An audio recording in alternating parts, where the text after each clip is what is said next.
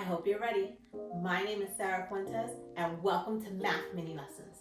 I've been a math teacher for many years, but now I'm ready to be something else. I'm ready to be your personal math coach. This is the beginning of a new experience together where you become a math marvel. So forget anything you've experienced in the past. If you struggled with math, if it was hard for you, or if you just hated it, because this is a new start for you and for me. Welcome to Geometry 101.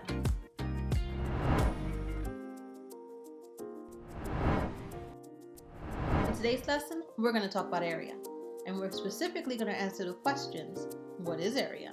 And how can we use what we already know about rectangles to find the area of parallelograms? So we're going to use a lot of prior knowledge from our elementary school years. Learning targets. Math marvels will explore area using square-inch tiles. Math marvels will define area using square units. And math marvels will calculate area of rectangles and quadrilaterals using array models and using the area formula, area equals length times height, or area equals base times height. Okay, math marvels, let's get started by thinking about what we already know about rectangles. Take 15 seconds to think about this rectangle. What do you see and what do you notice? Jot it down in your notebooks. Go. 10 more seconds. Make sure you're looking closely. 3, 2, 1. Okay, here's what we know. Rectangles. They definitely have 4 sides, and we can see all 4 sides on this rectangle. They have 4 right angles, meaning every angle is 90 degrees. There are 2 sets of parallel lines on the sides and on the top and bottom. That means those lines will never touch. The opposite sides are the same length. So if we measure the sides on the left and right, they're the same. And if we measure the top and bottom, they're also the same length. It's a two-dimensional shape. There's a length and width. Or you can call it a base and height. Because we're in middle school, we're going to use base and height. And this shape has an area. All rectangles have area.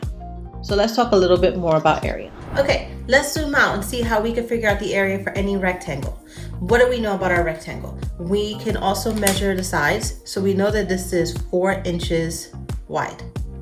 So this measurement here is 4 inches.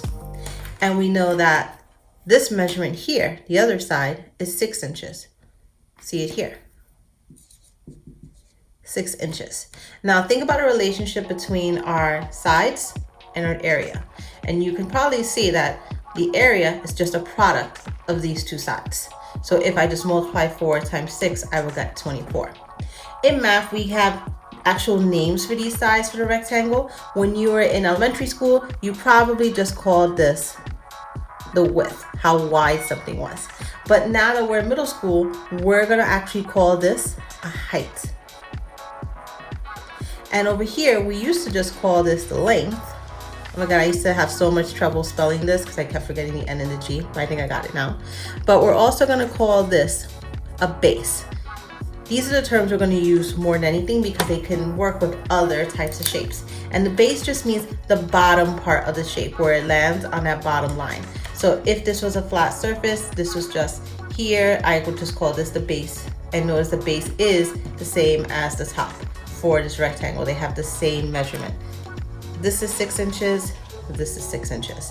And here, yes, you can think of how wide this is, but we're also going to call this a height.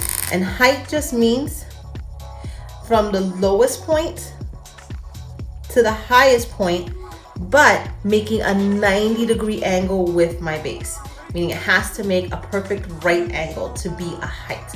And we're going to use height especially for all kinds of other shapes. Hope that part makes sense. So if I want to figure out the area for any rectangle, remember, all I have to do is I could multiply length times width, or we can say base times height. And since we're in middle school, we're going to use this formula right here. Okay, math marbles, let's use what we know about rectangles from the last example to find the area for this one. I can't cover it in square units, but I can use the squares in the grid to figure out how long the base is and the measurement for the height. So let's just count. For the base, we have 1, 2, 3, 4, 5, 6, 7, 8, 9, 10, 11 units. So I know that this is 11 units long. For the height, we have 1, 2, 3, 4, 5, 6, 7 units. So our height is 7 units high. Now we can plug this in. Area equals base times height. We know the base is 11 units and our height is 7 units.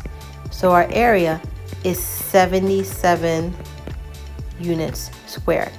Or we can say 77 square units. Let's imagine we could make that same rectangle invisible. And now we could actually see the same square. We know that this is 11 units and 7 units. 1, 2, 3, 4, 5, 6, 7, 8, 9, 10, 11. 1, 2, 3, 4, 5, 6, 7. And this time, now that it's invisible, we could actually see all 77 little squares because I can see I have 7 groups of 11. And now that area formula makes a lot of sense. We said the area was base times the height. Well, now I can see that I have 11 groups of 7, or I have 77 square units inside of this rectangle because I can see all 77 of them at once. So remember, math marbles, even if we can't see the inside of it, we can use the grid to count the base and the height to figure out the area. Okay, math marbles, now we're going to try doing more rectangles, but this time there's no grid. But I am going to use my formula, area equals base times height. In this first one, I need a base, but notice there's no number here. But I do know that my base is the same length as its opposite on the other side, the top. So if this is 7 miles, then this is also going to be 7 miles. Same is true of our other sides that are parallel. If this is 9 miles, then I know this is also going to be 9 miles. So we're going to start by writing our formula. Area equals base times height. And now we're going to substitute 7 times 9 and solve. Our area is 63 miles squared. Notice I'm going to use that little 2 instead of square miles. It just means the same thing in math. We're going to do the same thing in example 2. I already know that my base is 6 kilometers and my height is 6 kilometers. So because these are the same size, I know it's actually a square. I'm still going to write my formula, base times height, and I know it's 6 times 6, so my area is 36 square kilometers. Look at the bottom 2 examples. Take a few moments in your notebook and jot down what would the formula be. We know it's base times height. Now substitute what would our new expression be and solve. This is better.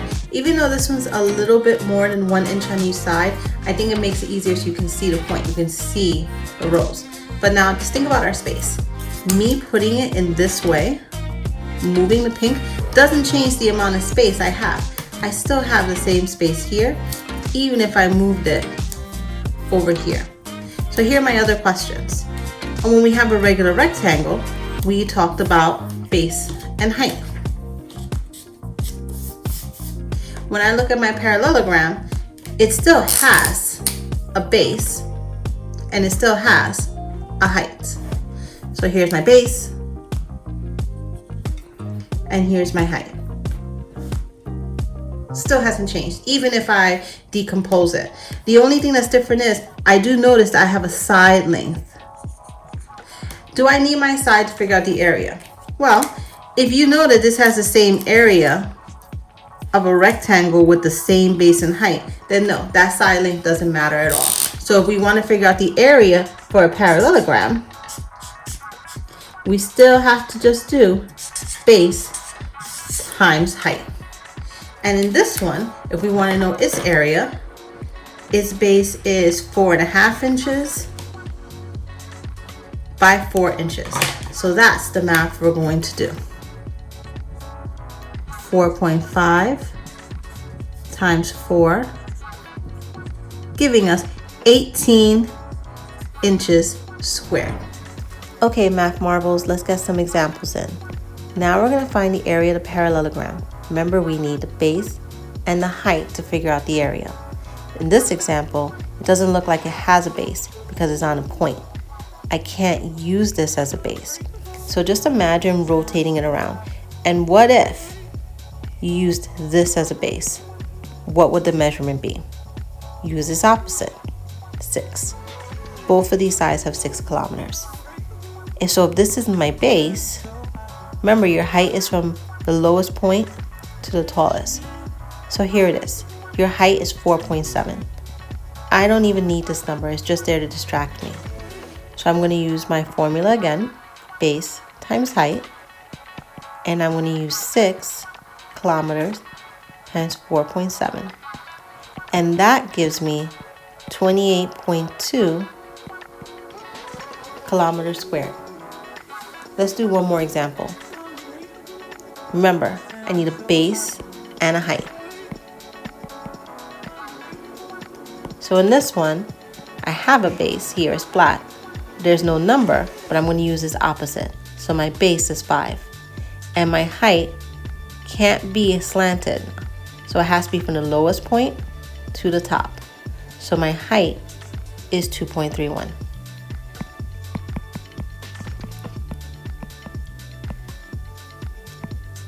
So if I multiply those two together, I'm going to get 11 and 55 hundredths yards squared. Take a few minutes to try the bottom problems. Remember, circle the base, circle the height.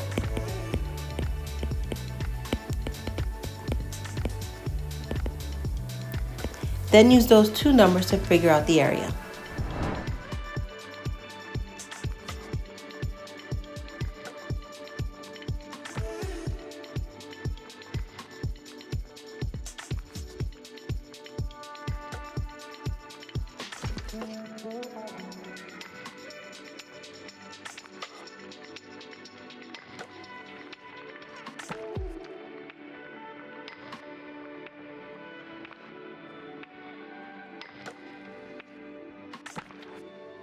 Okay guys, it's your turn to practice. Take a few minutes to look through your notes, and when you're ready, you're going to go right into your workbook.